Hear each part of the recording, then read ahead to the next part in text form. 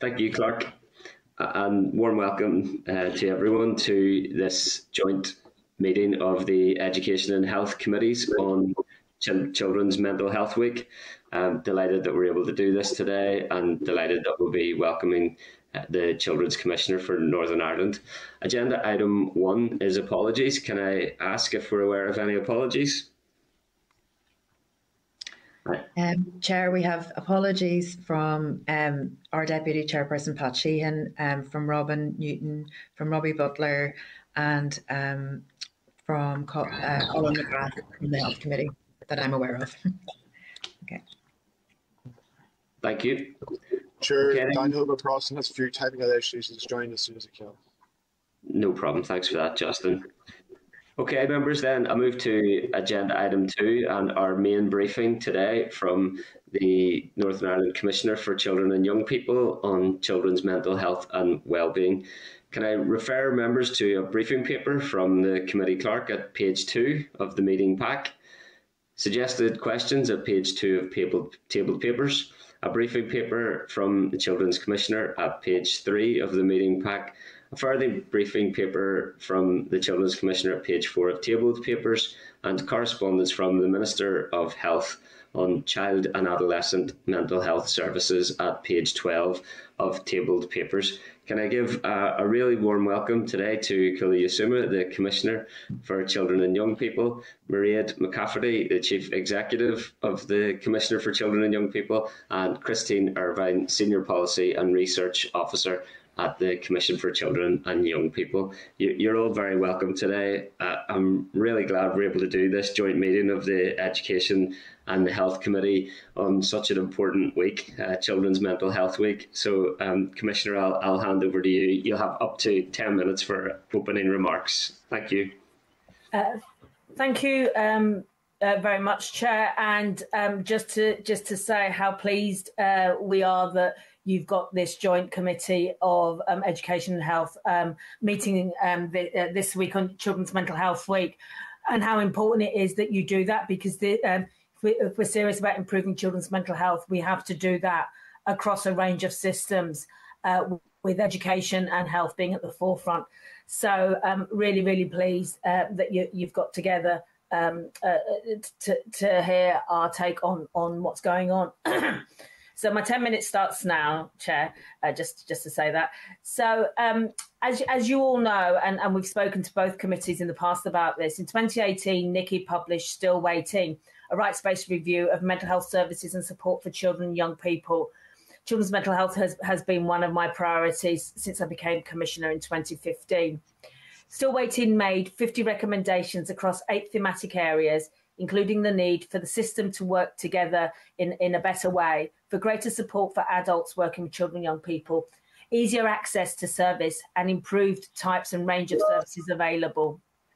An interdepartmental group chaired by the Department of Health, involving representatives from other departments and government agencies, and with members of the voluntary and community sector, was tasked with overseeing the implementation of the Still Waiting recommendations. The IDG has today published their 3rd progress report for the year 2021, and in turn, my office monitors the implementation of Still Waiting recommendations on an annual basis. And this week, we have published the 3rd assessment of progress in the form of a detailed response and a summary report which both committees have received in advance of today's meeting. And alongside these, we've also published updated mental health data that spans the period 2013 to 14 to 2020-21, so you can see the trends and what's going on. It's important that we reflect on what we're actually talking about and what is going on for our children. And a key recommendation of Still Waiting was that government undertake a prevalence survey on children and young people's mental health. And the first of these was published a year ago by the Health and Social Care Board. It has been incredibly informative in helping us understand the state of children's mental health before the pandemic. And a few highlights, and they bear repeating. The prevalence survey found that 1 in 8 children and young people in Northern Ireland experienced emotional difficulties. Almost 1 in 10 11 to 19-year-olds reported self-injurious behaviours, with 12% reported thinking about or attempting suicide. Children whose parents had current mental health problems were twice as likely to have an anxiety or depressive disorder themselves. When you compare 20% most deprived areas with the 20% least deprived areas, there were higher overall rates of emotional behaviour problems in the least deprived areas. And my final stat is that young people in Northern Ireland are 25% more likely to experience common mental health problems like depression and anxiety when compared to young people in England, Scotland and Wales. That was all pre-pandemic. We are living now, since that time, we have lived and are living through unprecedented times. And the pandemic has placed huge pressures on all our public services, but also on our population. In August last year, Nikki published A New and Better Normal, which is a comprehensive report on the impact of COVID on children and young people. Through the Young Life and Times and the Kid Life and Times surveys, we asked young people how the lockdown had affected their mental health.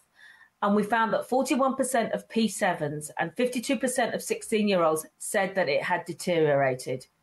And this has to be seen within the context of what we know about the high levels pre-pandemic, as has been seen through the prevalence survey. The Herculean efforts made by those working across the system to maintain services during the pandemic must be recognised and indeed applauded. Services and systems showed how quickly they could change. For example, the introduction of electronic platforms for CALMS appointment and communication and extended opening hours. However, the statistics we have about current service activity paints a concerning picture. CALMS waiting times for March 2021 show a significant fall from the previous year. But more up-to-date monthly waiting times show that by November 21, 451 children were waiting over 9 weeks for a Step 3 referral to CALMS. That represents an increase of 284 children in that 7-month period. Statistics also show, and you will have seen quite a lot of media coverage about this earlier in the week, an increase of 24% in referrals to CALMS from emergency hospital departments. Whilst referrals from other main referral agents such as GPs and general hospitals has decreased. So we're seeing more families believing the situation that they're in is crisis and going to emergency departments. The pressure on universal services such as GPs and EDs is a long-standing issue which predates the pandemic, but the pandemic has exacerbated, as we all know. And Nikki raised significant concerns about these services' ability to respond to children with mental health problems. And we made a range of recommendations which included increased training, improved working arrangements between universal services and specialist mental health service. And there is evidence of fledgling improvement through the action plan. However, the speed of progress needs to increase. We have also called for alternative pathways for support for children in mental health crisis, and work on a regional crisis service is being progressed as part of the mental health strategy. And we'll be closely monitoring these and see how it delivers for children. Whilst we welcome the intention outlined in the IDGs, in last year's IDGs action plan, that it will prioritise actions under the theme of children with additional needs, including children with a learning disability and those children with co-occurring mental health and alcohol and drug problems, there is really no clear evidence that support and outcomes for these children have improved in any significant way. Moving on to prescribing. In 2020, nearly 18,000 antidepressant prescriptions were dispensed to 2,950 children under 18. This included over 800 prescriptions to 140 under 12s. The number of antidepressant prescriptions being administered every year in Northern Ireland, albeit to slightly fewer children, has increased, which includes drugs not recommended by NICE for children. There is also evidence of an increase there is also no evidence of an increase in access to psychological therapies for children since 2018, when Still Waiting was published. And it shows it is vital that a robust regional-wide system is in place to regularly monitor prescribing practices, as well as improving and monitoring the availability of psychological therapies. This may bring down antidepressant prescribing rates. It is impossible to meet NICE guidelines without the adequate access to alternatives to medications. Medication should only be given whilst the child is enabled to work on the issues that ail them. It's not a cure, and this is not currently the case in Northern Ireland. We do welcome the time spent by IDG to link the Still Waiting Action Plan with other relevant strategic work, such as the Substance Misuse Strategy and the Emotional Health and Wellbeing in Education Framework. We also welcome plans to place implementation of Still Waiting into the broader mental health strategy. In the meantime, the human, technical and financial resource needed to implement the action plan in full remain unclear. There is a fundamental need to address mental health workforce issues. No amount of money will work if we don't have the workforce to be able to deliver the service.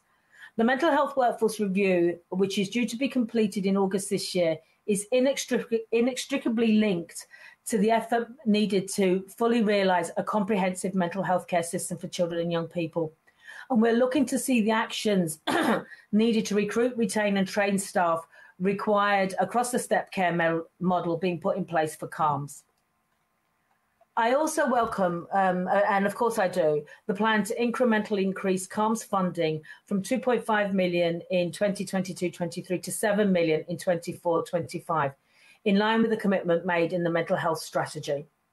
However, this is dependent on the ability of the executive to work on a multi-year budget, which will help to remove barriers to longer-term planning and delivery of reform to children's mental health services. We also hope that the multi-year budgets will facilitate the departments to work collaboratively, enable greater pooling of resources and commissioning of services.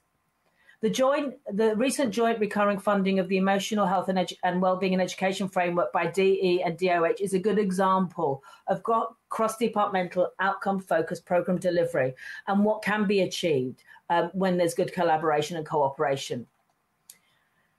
While I'm on the Emotional Health and Wellbeing Framework, which of course we support, and as it includes earlier intervention and improved coordination and care planning for children and young people.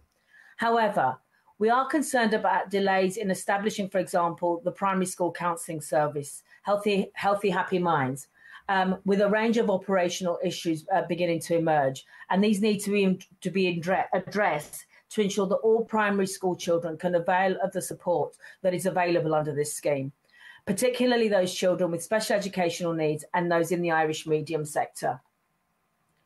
One of the key challenges in the implementation of any government action plan, Still Waiting included, is the absence of smart key performance indicators against actions which must demonstrate tangible improvement in health outcomes for children and greater levels of accessibility and satisfaction with services and support.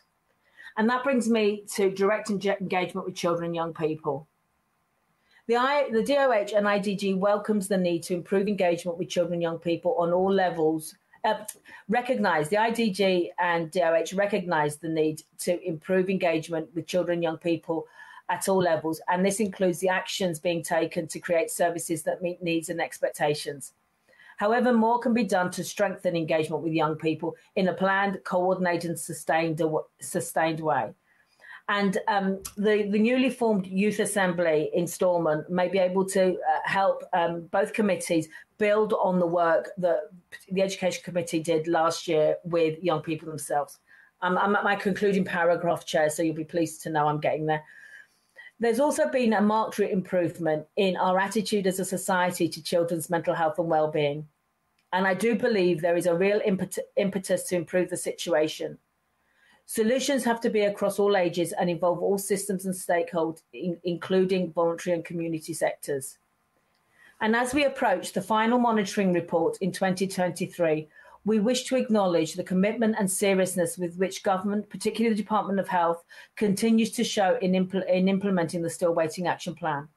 However, I must record my disappointment at the limited progress on delivering those actions within the action plans, those actions that would make a tangible difference to the lives of children and young people, and particularly to their emotional and well-being. In the coming year, we must see plans and reviews translated into supports and services that are having a positive and visible impact on children's lives. Sorry for going on a bit there, Chair, but thank you for bearing with me. Thank you, Commissioner. It's such an important area. We'll give you all the time that we can this morning.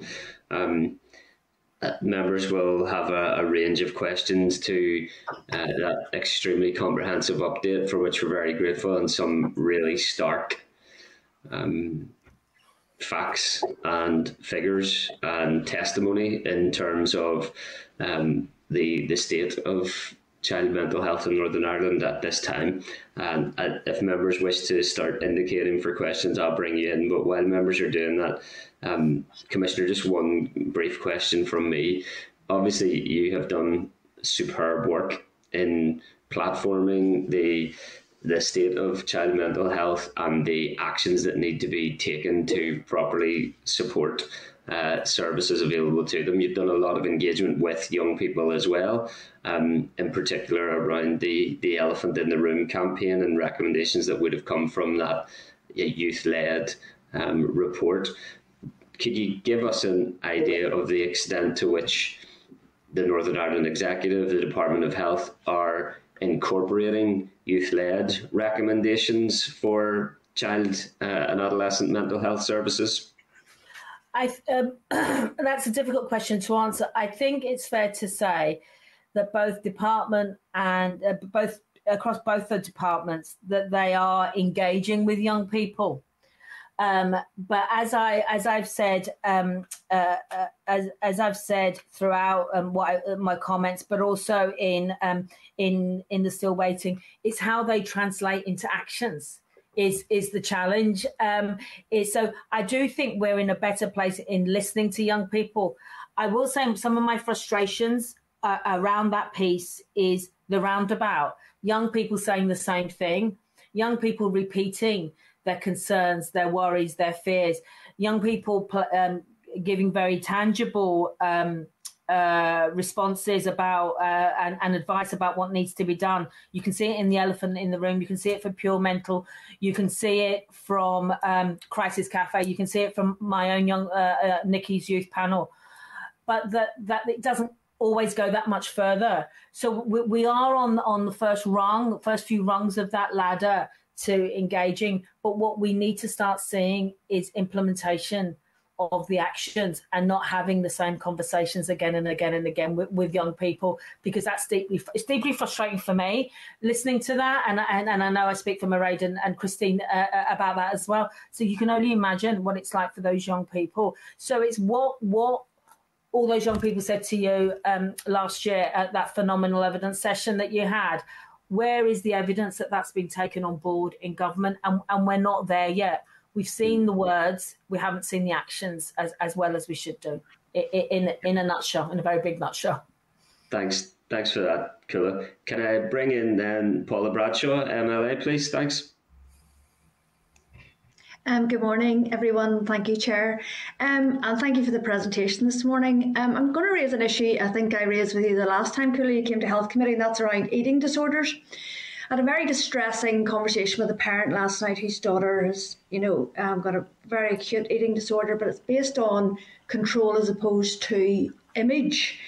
And you spoke there about alternative pathways, and I'm just wondering, to what degree is your office, your commission, encountering increasing numbers of people or of young people experiencing eating disorders, and what additional support do you think that they need at this time? That's the first one. And then obviously quite topically, last weekend we had the transfer results coming out, and again I had a lot of parents who are very distressed around the impact of the score on their children's mental health, and I just wonder if you could give a comment on that as well. Thank you.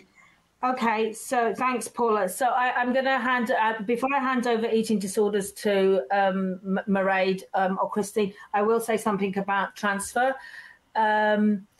I think that there is, on the record, it's well on the record, every year, my position is clear. Transfer needs to be abolished. Academic selection needs to be abolished. Our segregated education system based on academic ability at 11 needs to be abolished. So, you know, that's clear. The issue about the pressure we place on our 11-year-olds or 10 and 11-year-olds from P5 all the way up to last weekend is unacceptable and is intolerable. And but also the pressure parents are under. So that often, and you heard what I said, that when parents are anxious, we all know that as parents, when parents are anxious, our children are anxious. So it's almost infectious. So I don't have any solutions except to say to parents and to schools that that we all need not to make this as big a deal as we do with our children. But the only solution is to abolish academic selection, and you know, there's no other way of doing that. And we'll be engaging with the Independent Review of Education to make it clear that the evidence is very clear in that regard. So I'm going to hand over on the eating disorder, because that's a very detailed piece about the operations to my colleagues. Okay. Just in terms of eating disorders specifically, Paula, obviously there's growing concern around the rising numbers of young people here presenting with eating disorders. You'll know obviously that the regional service for that is in Beechcroft in terms of inpatient provision. And there are a number of concerns in relation to the pressure on the health service and pressure on Beechcroft facilities in terms of staffing, turnover and temporary staff being used as well. And we've had a number of issues that have come to our attention through our legal department that we've had to deal with in relation to Beechcroft. And that's not to detract from the pressures that we're aware that all the services are under at the minute. You'll see in the CAMHS data report that was provided along with your papers, and Christine will say a bit more about this, at table 6, we've given a breakdown by trusts and services as of last March to give you an indication of the rise in numbers in terms of the various issues that are presenting for children and young people and why they have to be brought into service, if you like. So I'm going to hand over to Christine now to say a bit more. You will be aware as well that on occasion we have to put young people out of jurisdiction. The extra contractual referrals, and we know there's currently 12 young people on ECRs at the minute. And obviously that's a costly thing to do, but we also have to be aware of the services that aren't available in Northern Ireland here locally to be able to meet the needs of those children. What we have to do as part of that, and we've been raising this obviously with the Health and Social Care Board, is to look at what we are paying for either across the water in England, Scotland or Wales, or indeed down south, and look at how we can, as we go forward, make provision locally in Northern Ireland for those young people with the money that we have to spend in terms of facilitating those ECRs. So I'll hand over to Christine, who'll say a wee bit more around eating disorders generally then. Okay, just to give you guys an idea, we're almost at 5 minutes there, so we will need to keep those answers a bit more concise. Thanks, Christine. Yeah, just very briefly to say, in terms of the IDG departmental progress update, is that actually one of the areas where they have actually acted quite swiftly during the pandemic, and the fact that the range of children presenting with eating disorders has increased. New money has been made available to address pressures around children with eating disorders in patient care, and also there has been additional resource put into an intensive community daycare service for children with eating disorder, with more mild to moderate that can be treated in the community. So I think I would kind of praise the system for swiftly paying attention to that. And in some of the CAMHS data that we receive and monitor, referrals have been increasing for eating disorder for obvious reasons. There's increased need, but the waiting times haven't increased for that group of young people. They are getting into the system more quickly, is our understanding based on the stats we see and the progress update. So, thank you, ladies. Thank you, Chair. Thanks, Paula. Can I bring in the chairperson of the Health Committee and deputy chairperson of our joint meeting today, Colin Gildernew, MLA?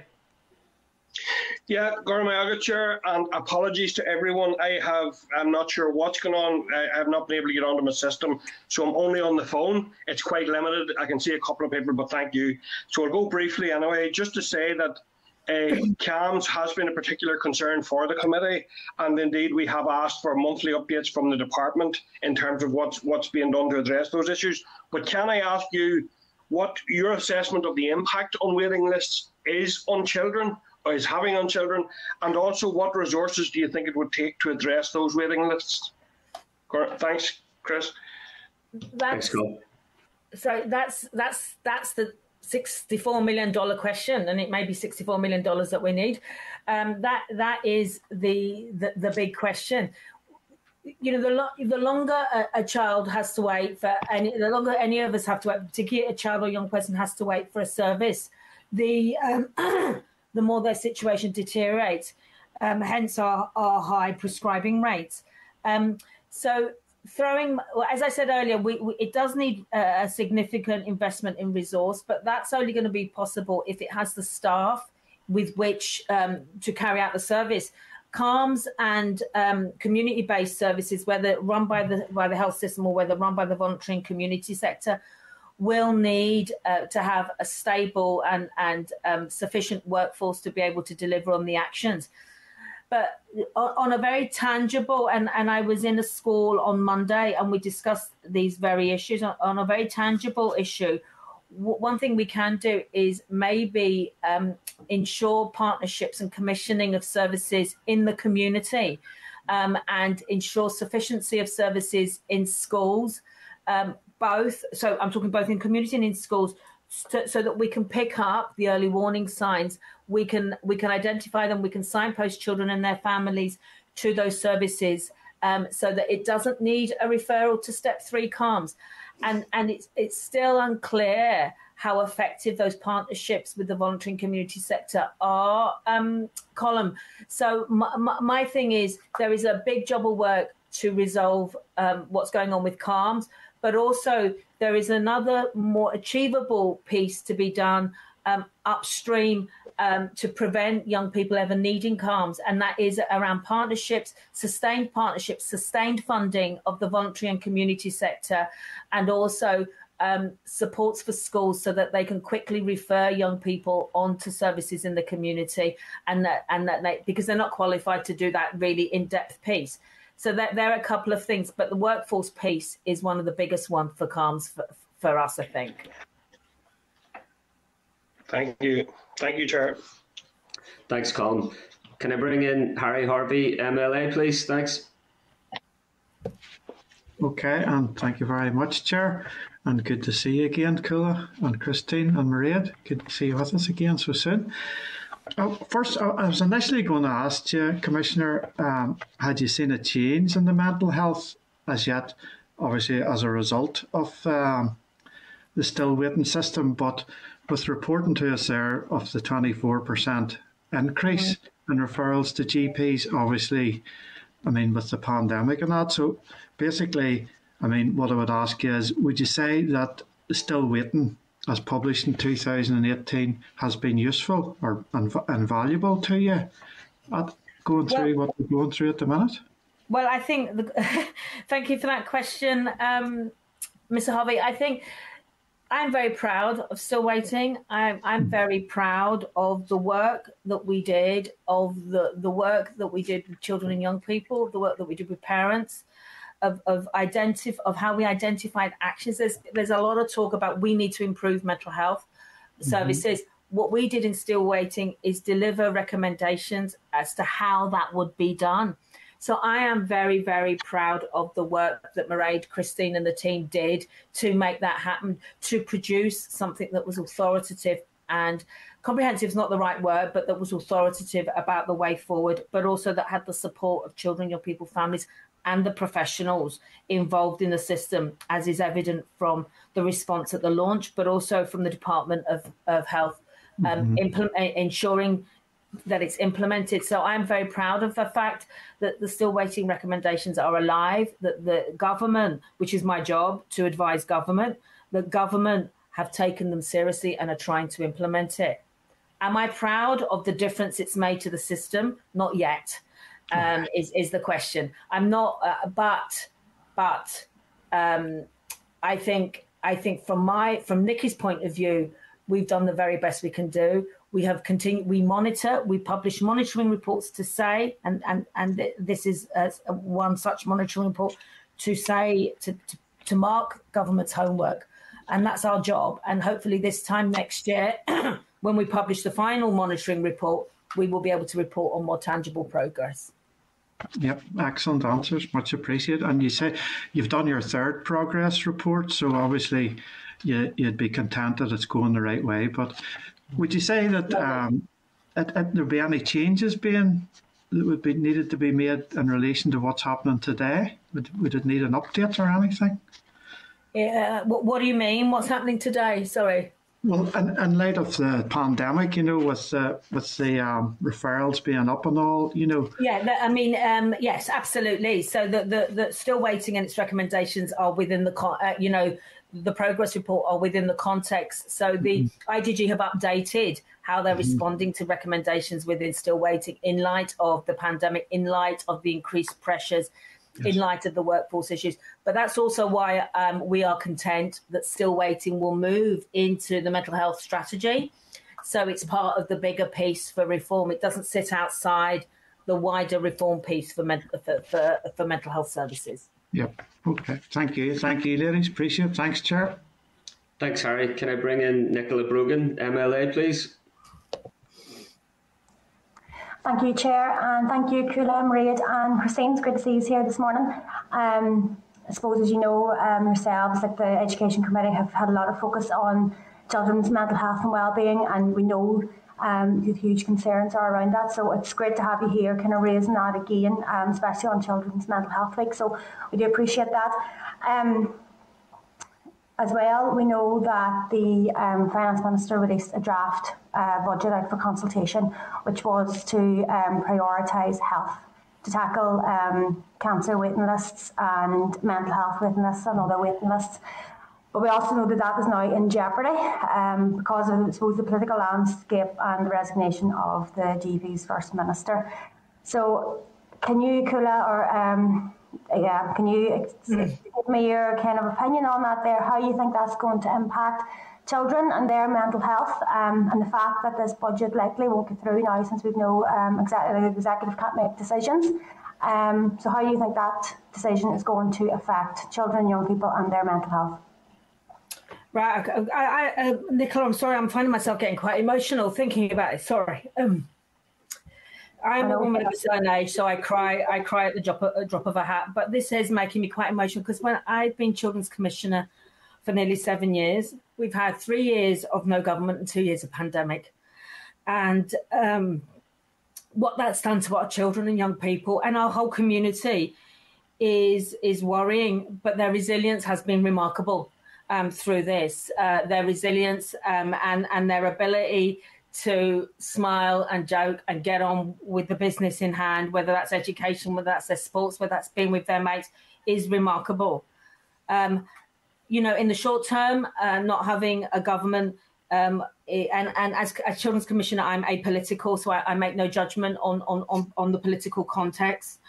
But in the short term, the actions in still waiting and improvements in our mental health system can, of course, be progressed. But as I said in my opening remarks, the joy of a 3-year budget, the importance of the mental health strategy being very clear that there would be increased funding and resourcing of CALMS was very welcome.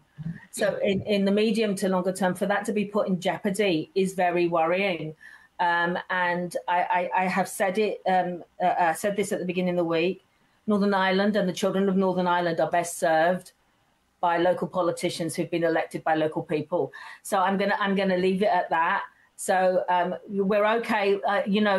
Not having an executive is not an excuse not to do what needs to be done. But having an executive means we can plan things long term and do things sustainably. So there are things that can be done. But this is a long-term reform programme that is needed to get us to where we need to be to ensure better outcomes for our children and young people. And so I'm very hopeful that after the election that will be remedied. Okay, cool. Thank you for that. And I suppose just to say that your emotion you're showing there just shows the passion you have for your job and for children and young people here in the North. And like, I share that their passion and that care, and that's why it's so frustrating, because these decisions affect real people on the ground and their daily lives, and you know that's why it is so frustrating, and why we need to see things up and working, running and working. You know, I have one other question for you, because as well as it being Children's Mental Health Week, it's also Sexual Health Week. And yesterday we had a number of us MLAs had a big sexy breakfast, which was run by Informing Choices and Positive Life.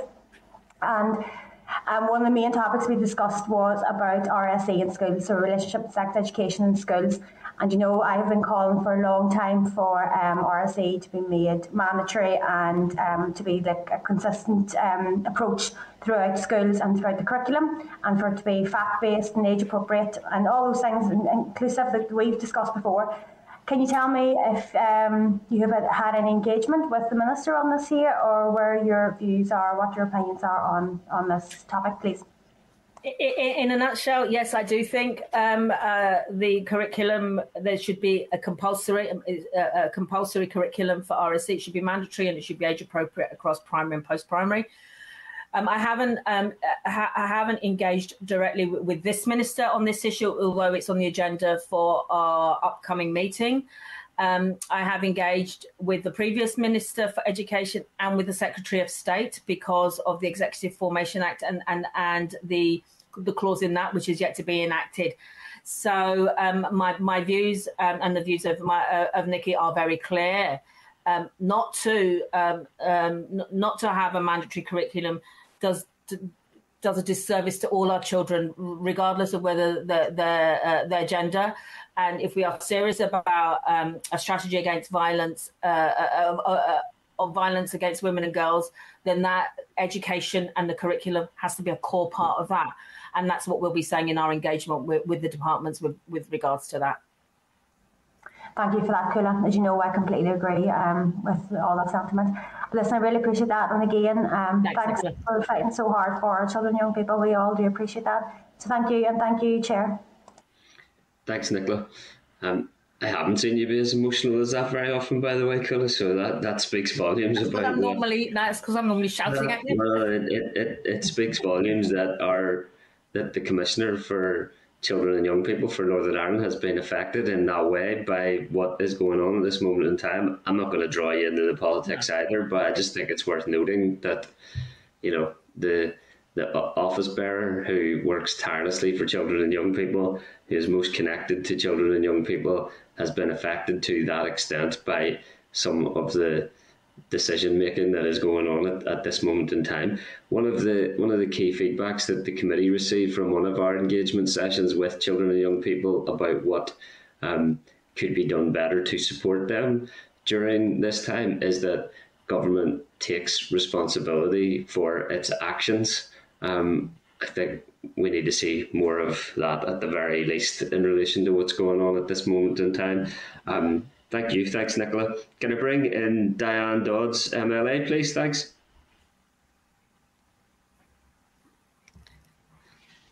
Yes, good morning, and good morning, Kula and Mairead and Christine. Thank you for coming to speak to us.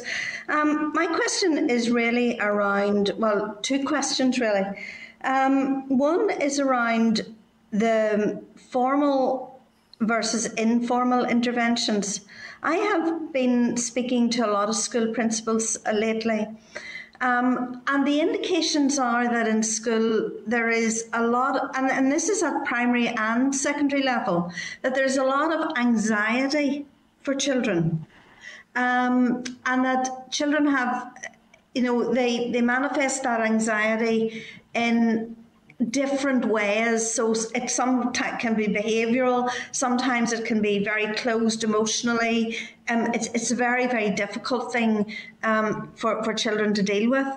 And I just want to know what your view is on that kind of general problem that school leaders are facing, versus the more particular problem of children then transferring onto waiting lists.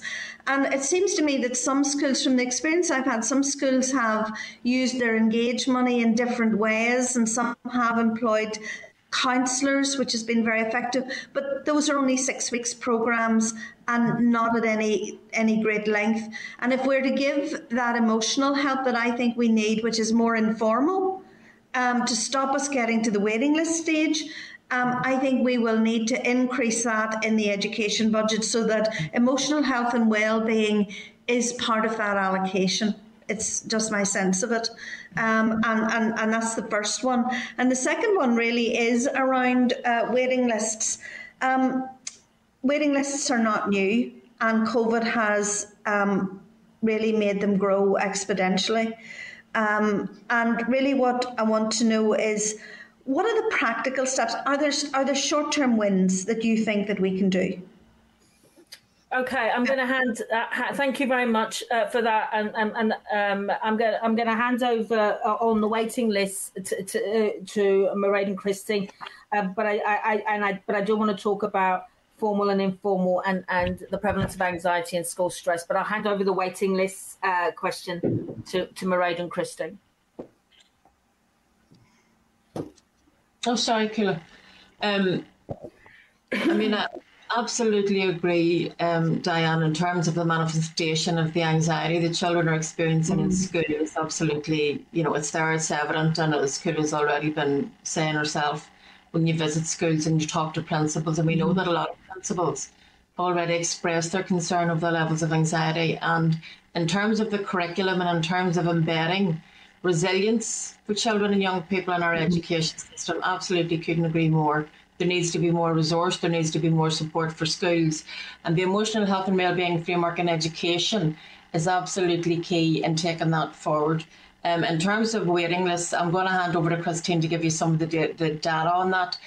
But we do have concerns because it is about earlier intervention, as we hear all of the time, getting in at the earliest stage to prevent a child having to be referred onto a waiting list, having to be referred to camps, whatever pathway we're using, is absolutely the aim.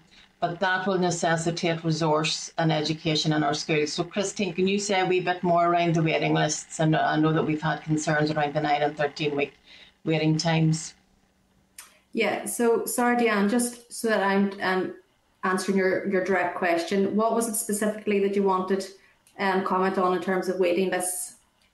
Well, I'm very concerned that recently we've had quite a lot of conversation around an increase in children turning up at A&E, such as their crisis. Yeah. That they turn up at A&E, and A&E is probably the most inappropriate place for a child in that situation. So I think that potentially there's something that we should be doing that is more child-centred and that gives people some direction as to what they should do in that kind of a crisis. I mean, it is a very real situation, and I don't want to go into the details of it, but it's also a very real situation that staff and constituency offices experience quite a lot of. Yeah. And just to know, is there a short-term win? Is there a short-term resolution to that problem that helps in some way? I think you're absolutely right to draw attention to young people having no other option but to go to emergency departments. And then thankfully that is one of the areas that we picked up in our original report in 2018, the need to address this issue that children were going to ED, staff weren't trained, staff in those services were crying out for help in terms of better signposts and not having to see those young people having other services in place. So thankfully that is one of the key areas that has been identified in the action plan for still waiting to progress that. It's also embedded in the mental health strategy. So in terms of hope, there's absolutely recognition that this is not the right care for children. And in fact, statistics from the recent implementation plan for a new regional mental health crisis service model. So there is planning work underway, but it absolutely needs to be faster. A stat in that was really, really stark. It said that a quarter of CAMHS referrals in Northern Ireland are emergency or urgent compared to 1 in 10 in the UK on average. And on average, 40% of children in crisis don't need CAMHS. 40% of children in crisis don't need CAMHS. It's the social determinants of health. This is back to all of the other things that we need to address as society in terms of poverty, social deprivation, parental mental health. Lots of the things that thankfully is coming out of the prevalence, the Youth Wellbeing Prevalence Survey in Northern Ireland. There's so much more going on that we need to tackle. Can I come in there, Christine? Because I think they're also though that 40%. I mean, teachers see children for an enormous amount of time every day of the week. And that 40% can probably be picked up, a lot of it can be picked up in school. And I'm going back to the emotional health and wellbeing framework, and I'm going back to my original, where I started originally. Is there something that we can do? Is there a further, I mean, we've Happy Healthy Minds for primary schools. We have, I know in one of my local schools, they're employing counsellors, private counselling sessions. Yeah, well, the answer's in the emotional health and wellbeing framework there. There is a plan. There is joint funding that cuts across education and health, and it's recurrent, 6.5 million per year recurrent funding. There's 5 million that has been put into the primary school counselling pilot, and we're very hopeful that if that works and that money should also become recurrent.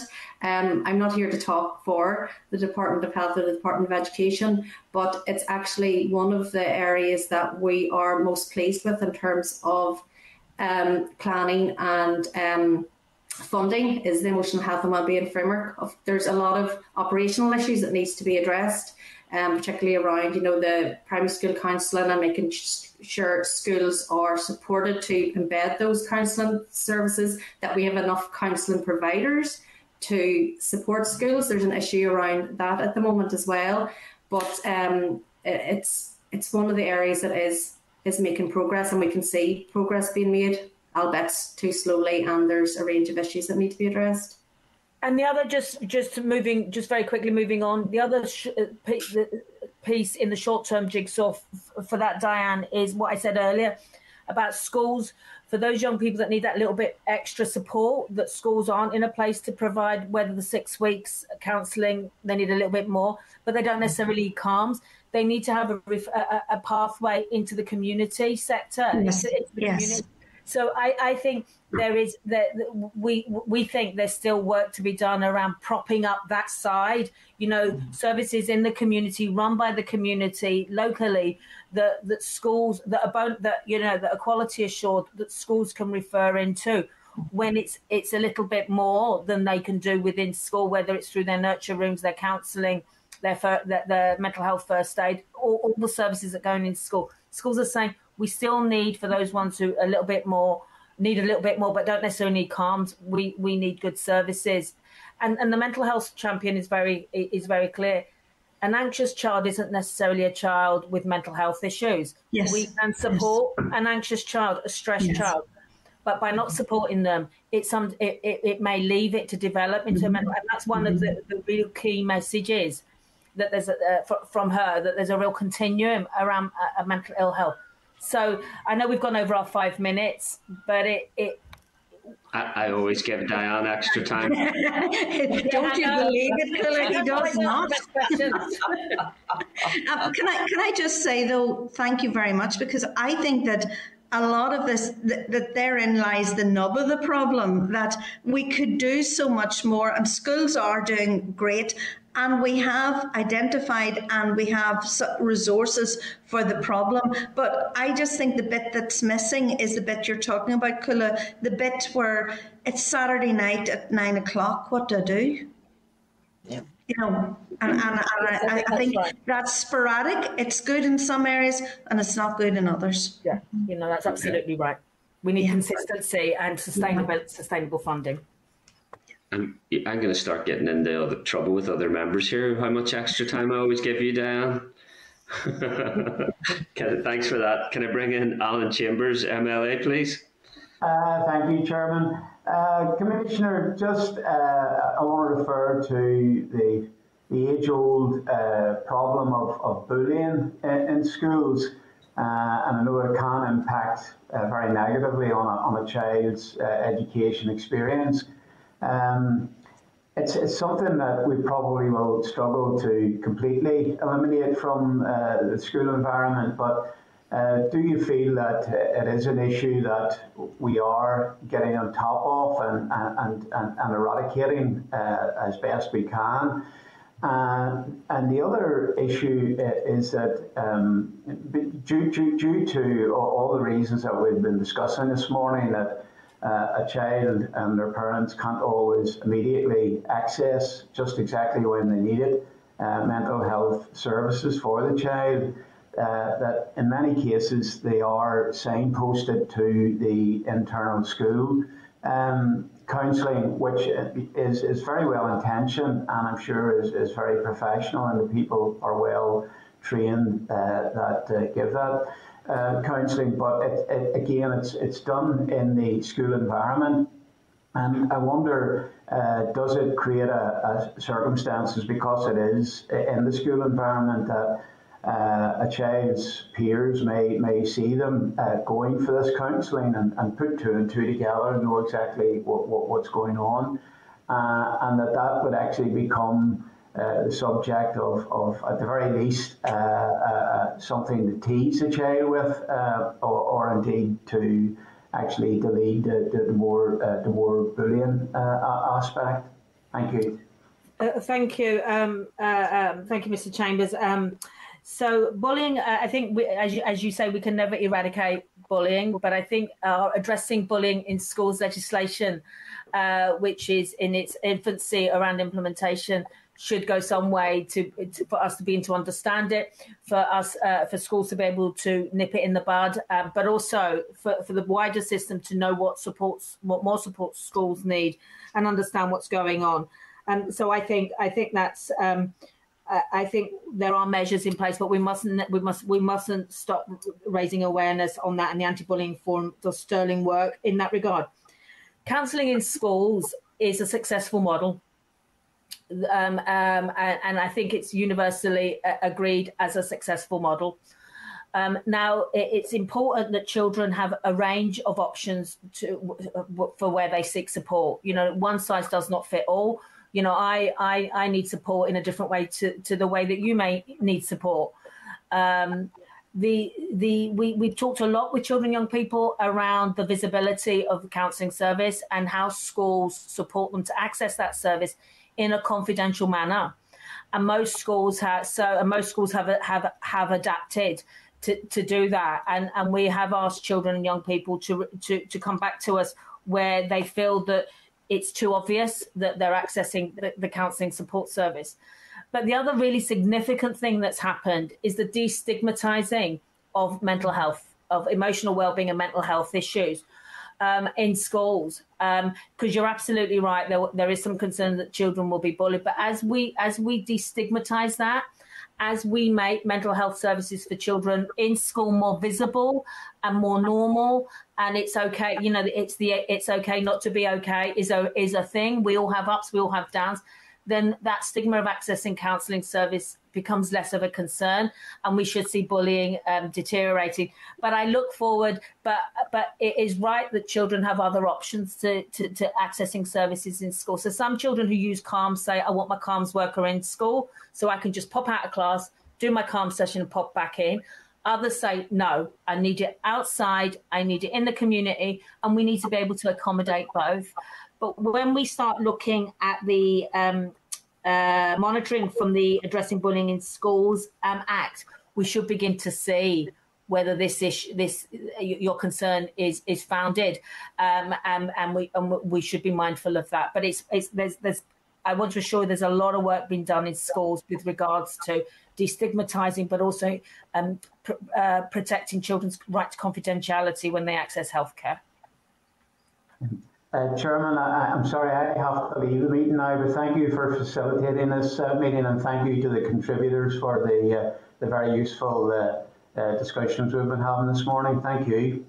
Thank you for your questions, Alan. Can I bring in Justin McNulty, MLA, now, please?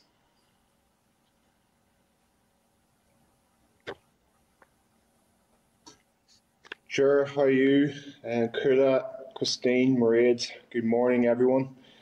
Great to have you on today, a very important week, and as part of the importance of this week, the messaging and the destigmatising, as you referred to, Cuala, and normalising the fact that it's okay not to be okay. I think it's important that we have this joint session with the Health Committee, so well done to all involved. What are the mental health implications, Cuala, and what is the data and metrics in terms of accessibility to supports and help for children with special education needs? Number one, for children with special education needs whose need has not been identified. And number two, for those children with special educational needs who have an identified need but haven't got the support provided that they need to flourish in education. Not alone flourish, to get by in education. I think you can, if you can see the responses from the NICI team, we're really grateful for that question. It's such an incredibly important issue, and we focus. You know, that was one of the groups of children we focused on in still waiting. So again, I'm going to hand over to Mairead and Christine to get into the detail of that. Okay, thanks, Cuala. I mean, obviously, when we did the still waiting report, you'll be aware that we did, as Cuala said, focus on children who have a learning disability, because we are aware that very often children with special educational needs can be invisible to the system, and it was very important to make sure that we give focus to that, as well as children and young people who may have had alcohol and drug issues as well. Again, it's about looking at what the barriers were to children accessing services and getting the support they need as well. As you're saying, Justin, because it's so vital that we get in at the earliest possible stage. We're mindful as well in terms of children with special education needs. Sometimes, depending on the level of the condition the child has, it's not always easy to articulate what the condition is, and not always easy to articulate how that is manifest in the child.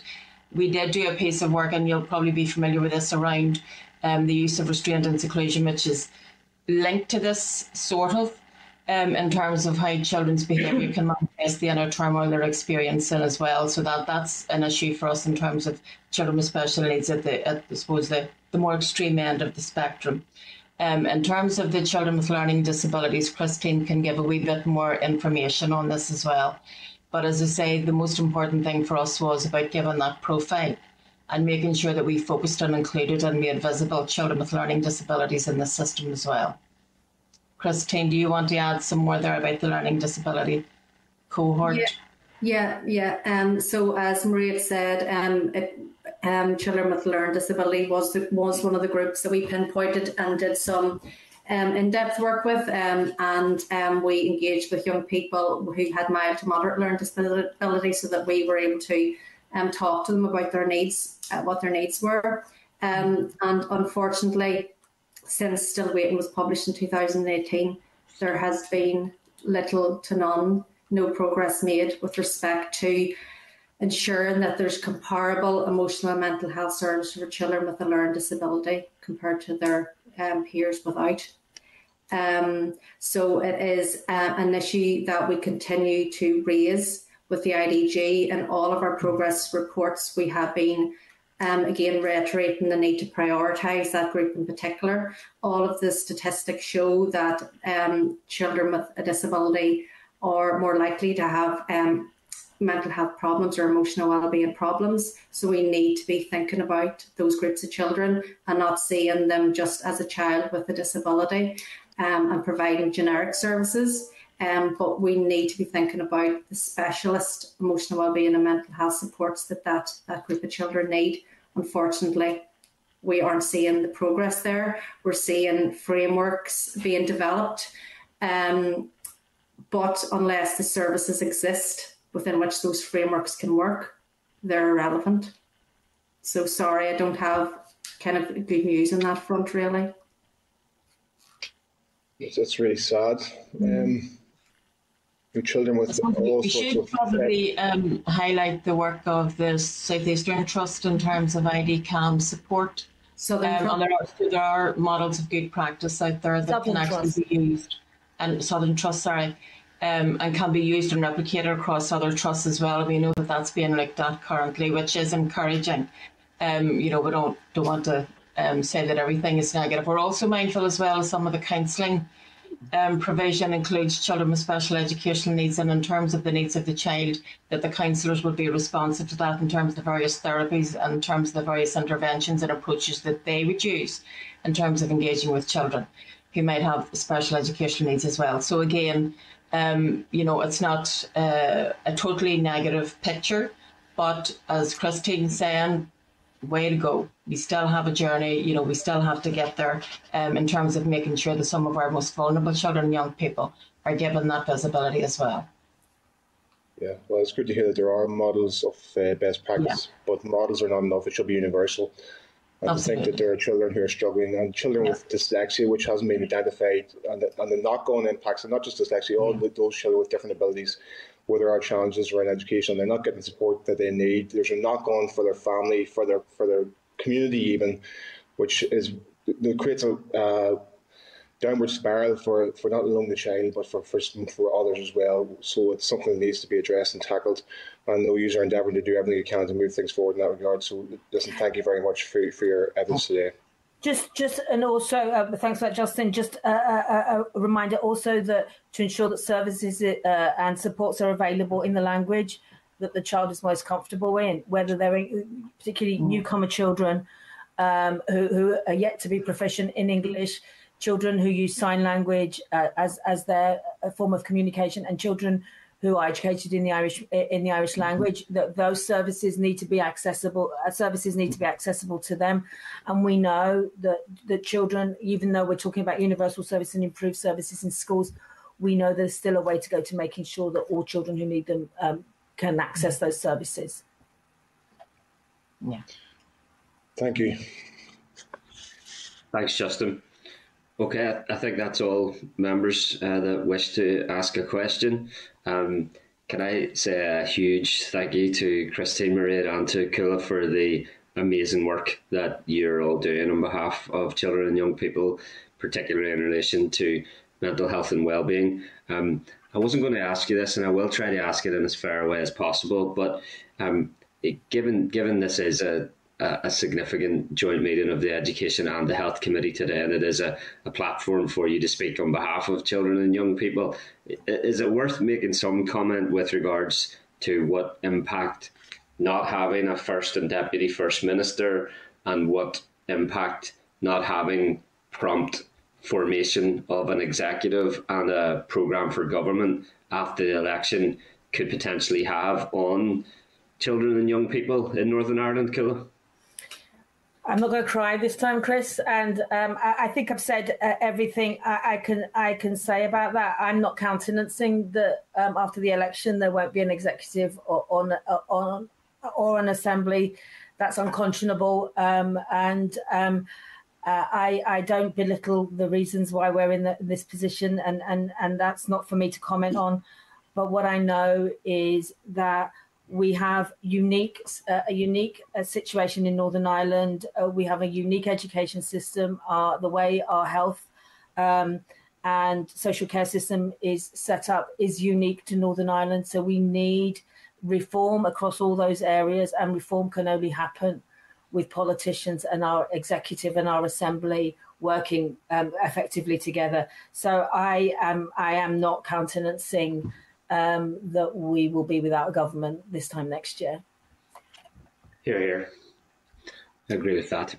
Unconscionable. Agreed. 100%.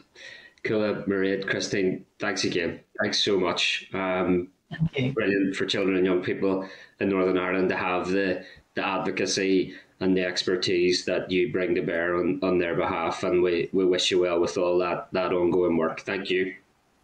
Thanks, Chair. See you at the Daily Mile. I'll be up there soon. Yeah, the trainers are on. See you soon. My trainers are on. Okay. Thank you. Thank you for your time. Thank you, everybody. Thank you. Okay, members, can I ask Assembly Broadcasting to remove witnesses and bring our members back into the spotlight, and to ask our clerk to summarise any actions or requests for additional information resulting from today's briefing. Clerk. Chair, that was a really interesting and very fully participated in discussion. The Commissioner had some very stark statistics at the beginning of that presentation, and it is very concerning, to see the lack of progress that's been made since her initial still waiting report. She noted issues about high levels of antidepressant use by children, no increase in access to therapies, no comparable increase in services to children with a learning disability. And then, in the strategic sense, she welcomed the investment that had been made under the mental health strategy. She welcomed a 3-year budget. She obviously was saddened that there's uncertainty around those again, and she made a really big case for proper investment in workforce for this long-term reform programme, which is so necessary. She said she was very proud of the work of her office in making the still waiting report and the monitoring of those updates, but not of the response that's been made by the system. So members then covered a lot of very relevant topics: RSE, eating disorders, approaches to anti-bullying, how crucial community partnerships are, and the kind of like local interventions that can be made to stop an anxious child becoming a child with a mental health condition. So I think it would be worth highlighting some of those messages, the concern, the desire for consistency, for workforce investment, for continuity and improvement, in a letter to both ministers from the concurrent committee. Do members have any other issues that they would like to raise, or any other actions that they would like to take on that? First off, Clerk, just thank you for that comprehensive and effective summary there. I think we can absolutely agree to write to the ministers on those terms, but absolutely eager to bring other members in just to comment in that regard. If anyone wants to indicate with an electronic hand or actual hand, go ahead there. Okay, members content to agree those actions then? Yeah, agreed. That's great. Members, it was a real privilege for me to chair the joint meeting of the Education and Health Committees today on these really important matters, and I think that the Children's Commissioner has sent a really clear message there about just how much of a range of issues there are for us to work on behalf of children and young people. So hopefully we'll all take heed of that and keep doing the best we can in that regard. Thanks to everybody that has attended and contributed today. Thank you. Okay, any other business, Clerk? No, Chair. Just thanks to me too. Okay then. I don't have a date and time for the next formal joint health and education meeting. Perhaps there will be one in the future. I found that really useful today. But in the meantime, I put the question that this committee meeting does now adjourn. Agreed? Thank you.